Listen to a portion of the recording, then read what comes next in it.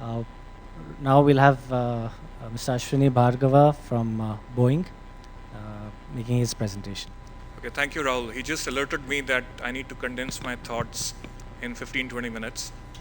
Unlike Mr. Bhatia, I am 1.5 years old in the aerospace and defense.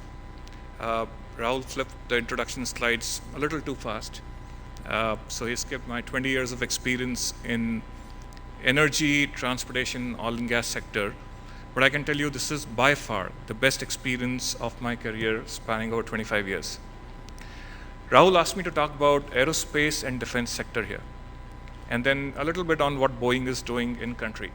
But let me tell you a couple of things. First of all, what you'll see on the slides is strictly my opinion. It's the way Boeing sees Indian market. Nothing to worry about. We can have questions after I finish my presentation. But let me cheer you up a little bit before I go to the second slide. In Boeing, across the globe, every year, we recognize 12 suppliers at the global level, out of thousands and thousands of suppliers. This year in April 2016, 2 out of 12 suppliers that were awarded at the global level were from India.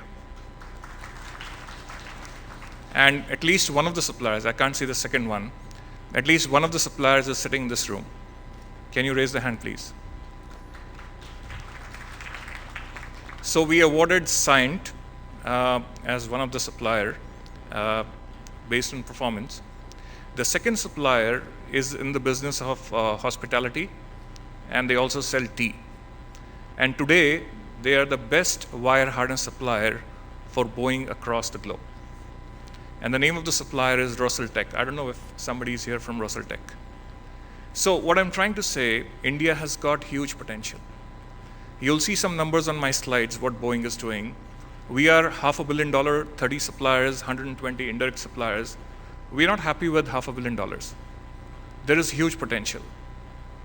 But we got to face the reality. We got to know what is the real state of affairs in country. And that is why I'd like to take you through, first, what we believe where the aerospace and defense industry is, and then what Boeing is doing about this. So where is aerospace and defense parked today? We are not mature. I don't know how many people in this room think we are mature in aerospace and defense. There is momentum. We are on the growth path. We are not as mature as automotive sector. We're not there yet, but there is huge potential. So the question that has been asked to me in several forums, what will it take for us to go to the next level? Now, it's all about building the manufacturing ecosystem. And there are different elements you see on the slide, starting from product and technology to the suppliers, to the quality system, to skill set. These are the 5 basic elements, and I'm going to talk about each one of them in brief. But these are the things we need to do to go to the next level. So if you look at product and technology, the pictures that you see on the slide, we were doing not so complex structures and assemblies in country about 5, 7, 10 years back. Today, we are building one of the most complex structures. And for those of you who track media reports, would have also known about the joint venture we signed with Tata about 2 months back. That is going to build the Apache fuselage for across the globe requirements. And that's going to be the sole supplier for Boeing across the world. Now, if you think about Apache fuselage, it appears to be, it's a helicopter, right? It appears to be not a very complicated structure. But if you think about 2,500 part numbers, the complex tolerances, I think it's an accomplishment for Indian industry to go from a lower complexity part to a very high complexity part. But what is missing here is build to spec capability. Now you go to suppliers, they'll all tell you, we have capability to design the part. The meat is missing in some of the cases. And now I don't deny the fact that some of the suppliers have the capability, but we're talking about, in general, what we see in country. So there's a huge potential to grow in that area. Design for manufacturability. Now it's a function of what we have historically in design, plus what capability exists in country. Now there are opportunities to convert the current design to make it more manufacturable. That's where, we're not still there. So with these elements, if we make strides, I'm sure, we'll cover one of the box, or we'll check one of the box that we have. Second is, we hosted a supplier conference in December, and I'm sure some of you, I've seen some of you at the lunch break, were at the December supplier conference we had in Hyderabad. The question in one of the panel discussion was, what comes first? For OEMs like us, do we need to have a capability first? Or do we place the purchase order and then supplier builds the capability? I think every OEM, not just Boeing, will look for a capability that they can bank on. In aerospace industry, what I've learned, unlike my previous experience with General Electric in different sectors, it is not so much about the cost. I mean, cost is important, but over and above every other parameter, risk mitigation is at the top of the mind. So people will not like to go to a supplier that does not have the capability or certain level of readiness. Now we know none of the suppliers will be ready 100% to meet Boeing requirement, and that's where we come into picture. I have a fleet of 35 professionals sitting in country, 40% expats who are out there to help suppliers. But we look for certain level of basic infrastructure. Now for those suppliers who want to invest, I'm sure scale is important. So how do you get the scale? Boeing brings a different perspective to this whole game.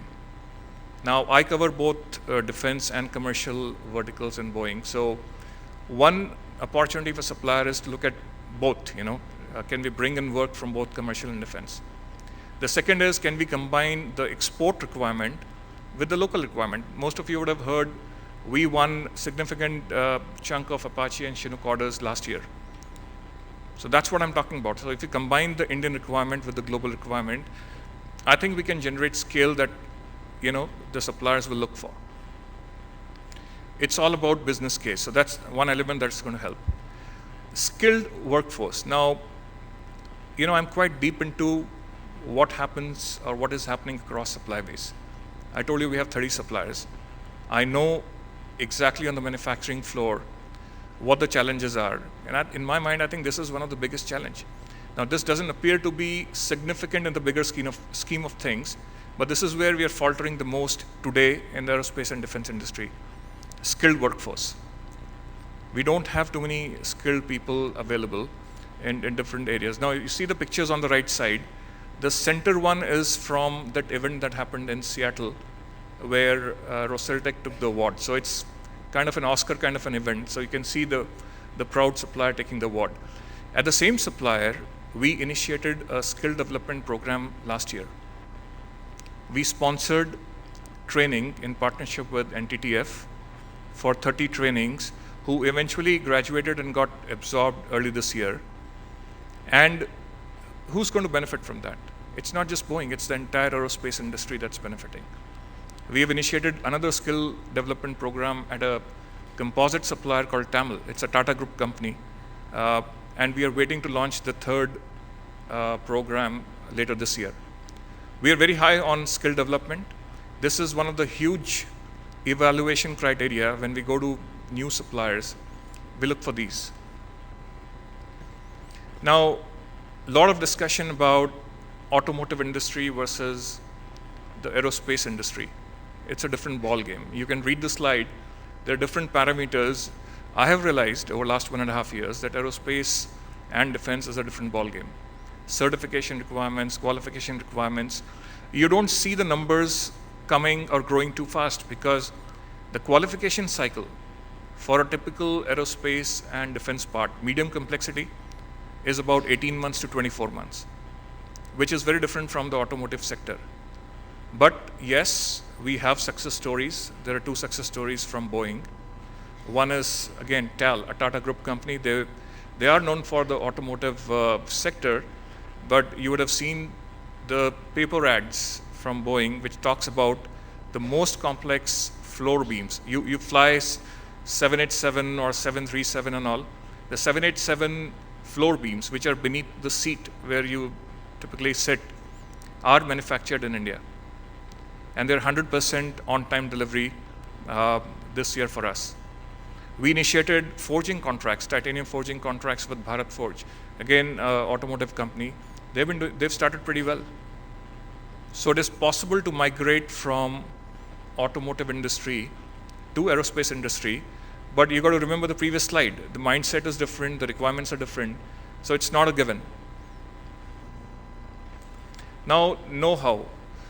Again, when it comes to what we should have, a lot of people will talk about quality system. I have a very strong quality background from General Electric company, not just in India, but Europe and Africa also. So aerospace is different. So quality system is important.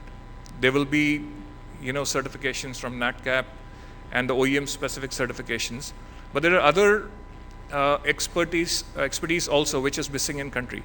The biggest problem I see is the program or the project management skill. Now it appears to be something which should be available in country, but that's not. So if you look at this slide, these define the elements which are necessary in our view to define or to get into the aerospace and defense. Supply chain, historically, there were a number of tier 2 suppliers. Now, when we say tier 1 suppliers, they are the direct suppliers to Boeing. And tier 2 suppliers are the suppliers who are tier 1's go-to. So historically, there were very few tier 1s, multiple tier 2s. Today, that is changing. So Boeing is coming in India, for example, and multiple other OEMs working with suppliers directly. And that landscape is changing. You'll see the bottom half of the slide. This is how our supply chain will look like in the next couple of years. I know there are a lot of people here from the electronic industry. A lot of you would have heard we have the ambition to build fighter planes in country. Now, this is only one example. If that happens, we'll be looking for all this capability or some of this capability.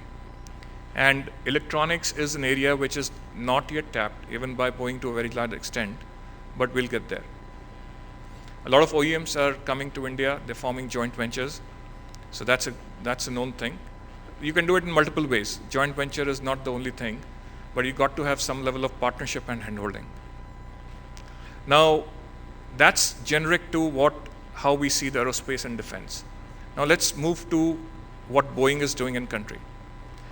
So if you look at the commitment we have in country, so we are talking about 4 elements. Manufacturing.